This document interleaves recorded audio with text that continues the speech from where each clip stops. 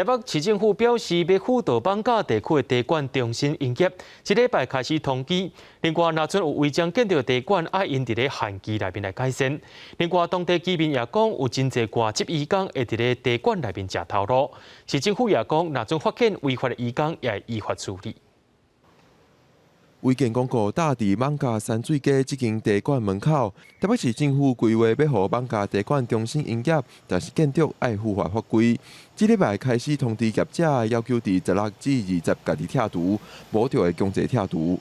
根据市政府的统计，违规的12间地管有5案是占用賄賂，5案有营业用的灶卡，2案厝顶违建，2案抗地违建，总共14案违规。那如果业者对于这个违建的认定存有敌意，或者是有其他原因自爱难行，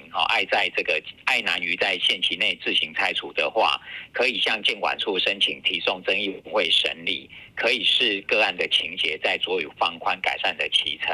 艋舺居民讲，有不少外籍移工伫地管食头路。台北市副市长蔡炳坤强调，即马辅导艋舺地管重新营业，若是有违法移工伫地管做工课，会罚雇主15万到75万。无证的移工当然是不可以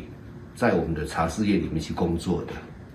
这个违反了就业服务法。在谈那个逃逸移工的问题的时候，觉得都应该要先去看到一件事情是，这些移工他们为什么要逃逸？对，其实有很多是我们现在的移工政策上面的不合理、歧视的对待，才会使得他们可能被迫要去逃离他们原本的工作。可顺怀激励，台湾即马无开放移工自由转换雇主，但是因伫现主时的工作环境拄着问题，阁无法度自由转换，就可能会选择违法去找别项工课。伊认为政府应该做的，毋是直直掠遮的移工，是应该来修改制度。